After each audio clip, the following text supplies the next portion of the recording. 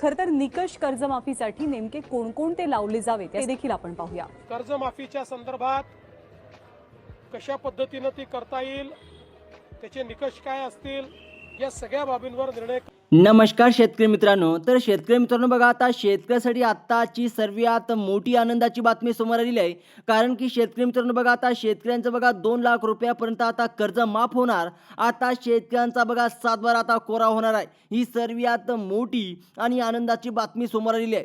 सर्वप्रथम बघा शेतकरी मित्रांनो, राज्याच्या इतिहासात पहिल्यांदाच बघा मुख्यमंत्र्यांनी 2026-27चा अर्थसंकल्पना सादर केला असून बघा 18 जिल्ह्यातील थकीत पीक कर्जाला 2 लाख रुपयापर्यंत सरसकट माफ देण्याचा मोठा निर्णय घेतलेला आहे.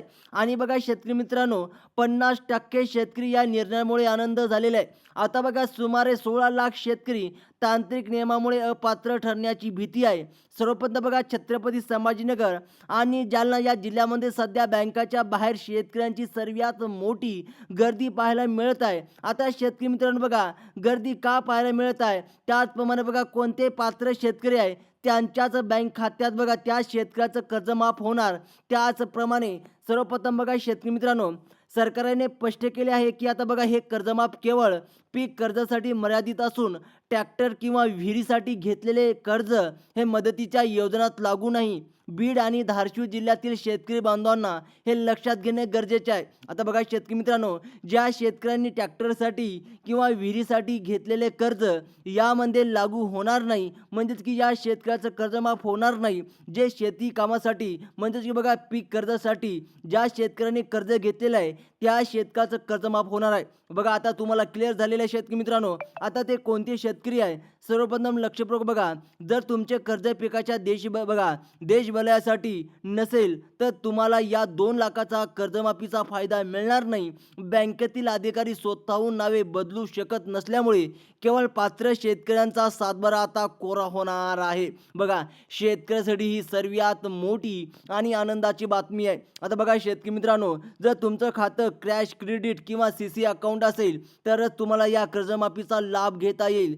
पीक कर्ज म्हणजेच कापूस, ऊस किंवा ज्वारी यासारख्या पिकासाठी बँकेनं दिलेली रक्कम असते बघा. आता सर्वप्रथम त्याचप्रमाणे बघा शेतकरी मित्रांनो, आता लातूर आणि परभणी जिल्ह्यातील शेतकऱ्यांनी आपल्या पासबुकावर कर्जाचे प्रकार तपासून घेणे आवश्यक आहे. जर तुम्ही कर्जाचा प्रकार तपासून घेतला नसेल तर तुमचं कशासाठी कर्ज आहे, तुम्ही कशासाठी कर्ज घेतलेलं आहे हे तुम्हाला कळणार नाही. त्यामुळे शेतकरी मित्रांनो बघा, प्रकार तुम्ही लवकरात लवकर तपासून घ्या.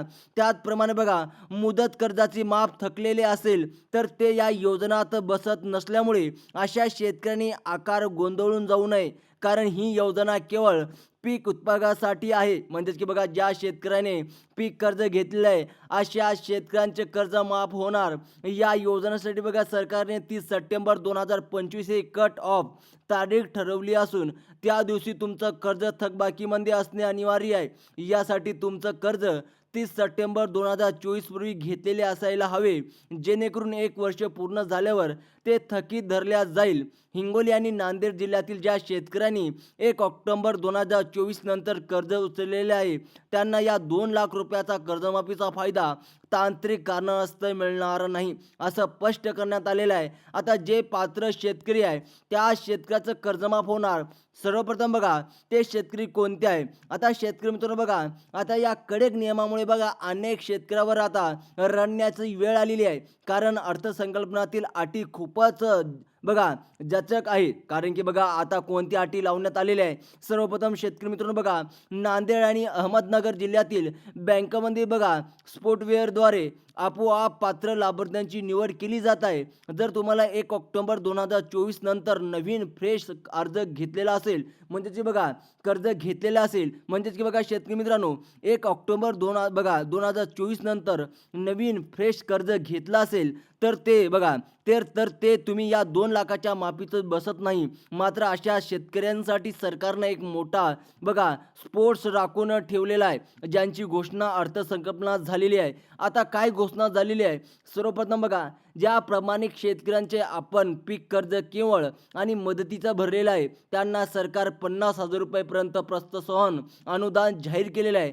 त्याचप्रमाणे बघा बुलढाणा आणि अकोला जिल्ह्यातील ज्या शेतकऱ्याने 1 ऑक्टोबर 2024 नंतर कर्ज घेतलं आणि ते वर्षभराच्या आत परत केलं त्यांना 2 लाख रुपयाची माफ मिळणार नसली तरी त्यांच्या बँक खात्यात 50,000 रुपये बक्षीस म्हणून जमा केले जाणार आहे. यामुळे बघा नियमित कर्ज भरणाऱ्या बघा शेतकरी मित्रांनो त्यामुळे बघा नियमित कर्ज भरणाऱ्या शेतकऱ्यासाठी सर्वात मोठी आणि आर्थिक दिलासा मिळणार आहे. आता शेतकरी मित्रांनो बघा आता काही शेतकऱ्यांनी बघा 30 सप्टेंबर 2025 रोजी कर्ज थकीत असूनही त्यानंतर ते बँकेत जमा केले असेल तरीही त्यांना काळजी करण्याची अजिबात गरज नाही. आता बघा वाशिम आणि अमरावती जिल्ह्यातील शेतकऱ्यांनी या लक्षात ठेवावे की 30 सप्टेंबर ही निर्णायक तारीख आहे. त्या दिवशी तुमचं खातं बघा व्हेअर ड्यू असले आणि त्यानंतर तुम्ही पैसे भरले असतील तर ही कर्जमाफीची रक्कम तुमच्या खात्यात पुन्हा जमा होईल. त्यामुळे आता थकीत कर्जाच्या तारखेनुसार तुम्ही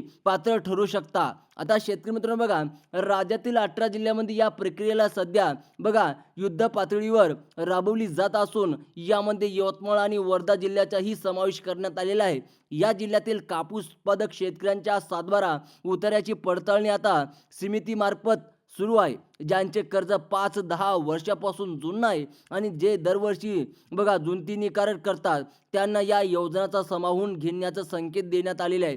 मात्र नवीन कर्ज घेण्यासाठी 2 लाखाची थकबाकी माफ लागूही होणार नाही. आता सर्वप्रथम बघा प्रत्येक बँक शोधून केवळ बघा मोजक्या शेतकरी या निकषात बसत असल्याचे विस्तार समजले आहे. आता बघा शेतकरी मित्रांनो शेतकरी नाराज आहेत की आता नागपूर आणि चंद्रपूर जिल्ह्यातील शेतकऱ्यांनी आपले पासबुक तपासून हे निश्चित करावे की त्यांचे कर्ज तांत्रिक दृष्टिकोन थकीत होतं का.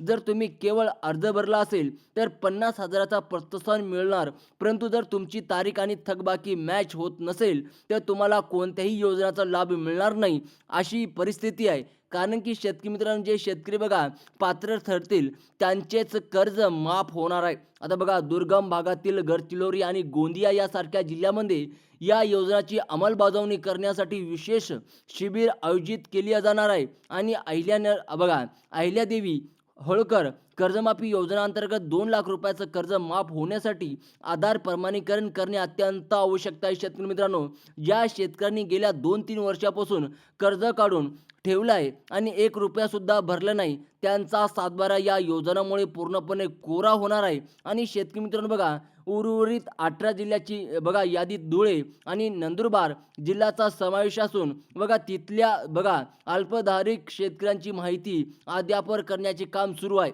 आता 3% व्याजाची सवलत घेणाऱ्या नियमितपणे शेतकऱ्यांना 50,000 रुपयाच्या अनुदानासाठी आपले कर्ज सेवा केंद्र सादर करावेत. मुदत कर्जाचा हप्ता थकलेल्या शेतकऱ्यांनी 2 लाखाच्या आशेवर न राहता बघा आता 2 लाखाच्या आशेवर न राहता आपला हप्ता भरावेत कारण त्यांना ही योजना लागू नसल्याचे प्रशासनाने स्पष्ट आता बाजवलेले आहे म्हणजेच की स्पष्ट सांगितलेलं आहे. आता बघा शेवटी पालघर 6 वर्षात म्हणजे की बघा 6 वर्ष 18 जिल्ह्यामधील पात्र शेतकऱ्यांची अधिकृत यादी लवकरच ग्रामपंचायतमध्ये प्रसिद्ध केली जाईल आणि नियमित कर्ज भरणाऱ्याला 50,000 रुपये आणि थकबाकीदारांना 2 लाख रुपये देऊन बळीराजाला सक्षम करण्यात हा सरकारचा मोठा प्रयत्न आहे.